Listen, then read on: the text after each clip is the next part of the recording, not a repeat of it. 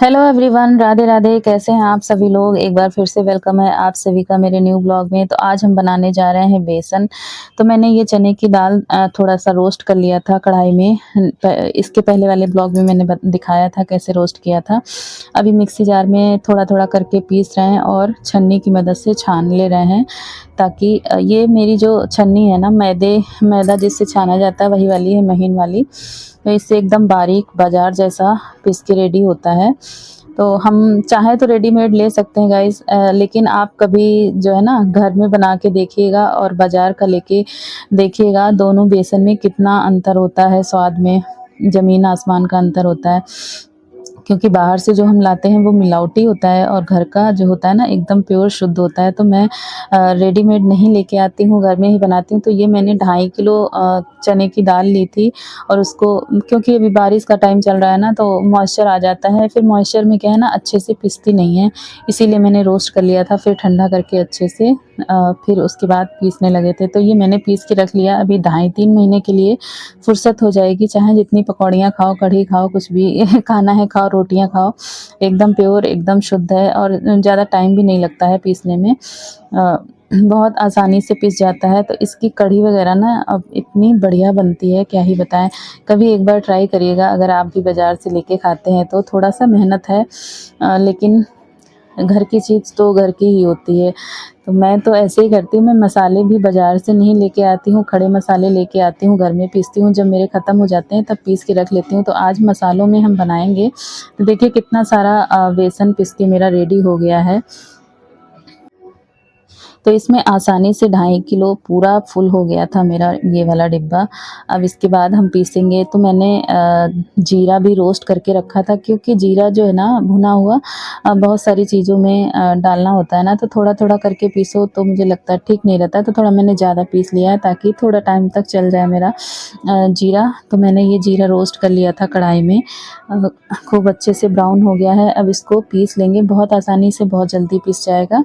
अब ये देखिए, बाज़ार से लेके आते हैं ना, उससे तो बहुत अच्छा रहता है कि घर में आप शुद्ध प्योर मसाले पीस लें। मिक्सी तो हर किसी के घर में रहती ही रहती है, जिसके पास नहीं है तो उसकी मजबूरी है लेके आना। और ये मैंने धनिया रोस्ट करी थी, तो ये मैं धनिया बारीक नहीं करूँगी, थोड़ा सा दुरदुरा रखूँगी, इसलिए कचौड़ी में या जैसे कि सब्जियों में डालने में ना ऊपर से एकदम अलग फ्लेवर आता है। तो मैंने इसको बहुत बढ़िया अच्छे से धीमी आंच पे रोस्ट किया था और इतनी अच्छी खुशबू आती है धनिया की, पूछिए मत। और इधर मैंने मिर्चे भी थोड़ा सा रोस्ट कर लिए थे। मिर्चे भी बाज़ार से नहीं लेके आते हैं, सिर्फ हम हल्दी लेके आते हैं बाज़ार से, क्योंकि खड़ी हल्दी जहाँ फैमिली बाज़ार में नहीं मिलती है, तो इसीलिए या फिर कहीं बाहर से लेके आओ तो मैं पहुँच नहीं पाती हूँ गाइज़, इसीलिए हल्दी तो पिसी हुई लाते हैं। बाकी गरम मसाला, धनिया पाउडर, जितने भी मसाले हैं मैं घर में ही बनाती हूँ।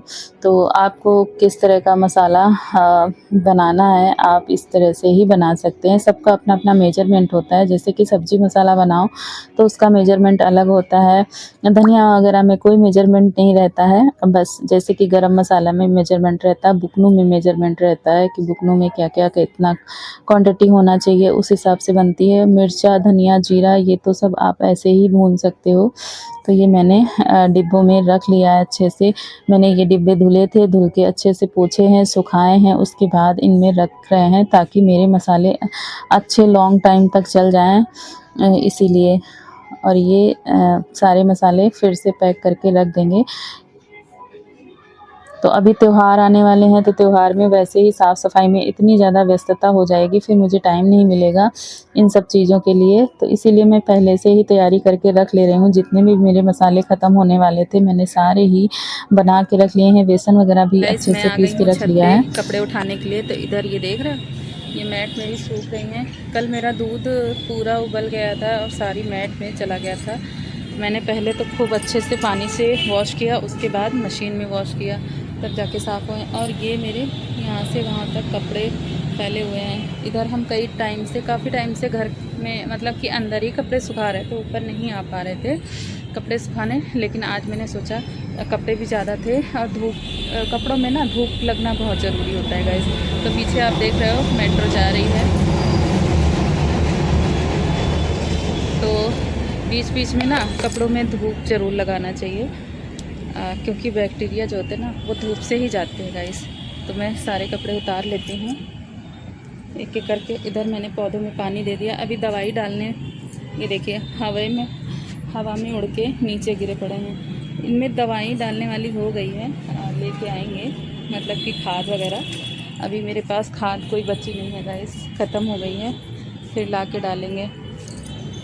और काफ़ी टाइम से पौधों की देखभाल भी नहीं कर पा रहे हैं इस टाइम हम, इतना ज़्यादा व्यस्त हो गए हैं अपने कामकाज में कि पौधों का बिल्कुल भी ध्यान नहीं रख पा रहे हैं। इतना पहले ध्यान रखते थे, एकदम हरे भरे रहते थे, खिले खिले। अभी देख क्या हालत हो गई है। तो बहुत जल्द इनकी केयर करने वाले हैं हम। और ये मेरा करी का पौधा गाइस, बंदर जिस दिन आ गए, मैं क्या ही बताऊं, इतना दुख होता है मुझे। बंदर एक भी नहीं रखता है पौधा, जो देखेगा हरा भरा बस उसी का नुकसान करता है। ये देखिए कितने सुंदर लग रहे हैं ना। ये सदाबहार का पौधा है, इसमें हमेशा फूल आते हैं, हमेशा। और गाइस ये देख लो पतंग के धागे, पता नहीं आपको दिख रहे हैं कि नहीं, यहाँ पे गए हुए हैं। अगर थोड़ा सा ध्यान ना दे तो इंसान उसी में फंस जाए, पतंग के धागे में। बड़ी दिक्कत है यार आपके साथ। चश्मा लो, देखो मैं इधर रखता था आई कार्ड, रुमाल। ग्रुप में डाल दो, नीचे आगे वाले कम रख दो, बस हो तो मुंह में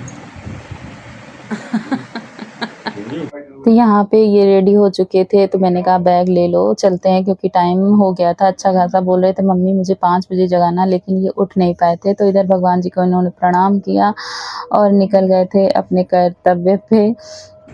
तो इनको पापा जा रहे थे छोड़ने के लिए। तो गाइस बेटा मेरा स्कूल चला गया था, उसके बाद आए और देख रहे हो आप कितना सारा भसड़ मच गई है यहाँ पे। तो ये रात भर में इतना सब अस्त व्यस्त हो जाता है। तो वही मैं समेटने लगी थी, क्योंकि आज पतिदेव की छुट्टी थी, सेकंड सैटरडे था, तो ये घर ही पे थे। तो इसीलिए हम सोचे कि पहले साफ सफाई कर लेते हैं, उसके बाद में बाकी के काम करेंगे, क्योंकि पतिदेव नहाने चले गए तो वो आके अभी पूजा करेंगे। तो मैं सीधे साफ सफाई में ही लग गई थी। तो सारा सामान जो भी अस्त व्यस्त था उसको व्यवस्थित करके रख रही थी, और जितने कपड़े धुलने वाले थे वो भी निकाल रही थी, मशीन लगा के वॉश कर देंगे कपड़ों को। और इधर कुछ दवाइयाँ इनकी बाहर बिखरी हुई पड़ी थी, ये देखिए पेपर कुछ निकला है, तो मैं वो देख रही थी। हालांकि ये बेकार का बिल है, अभी कुछ टाइम पहले काम लगा था उसी का बिल था, तो मैंने उसको हटा दिया। बिल फालतू के रखने से क्या ही फ़ायदा।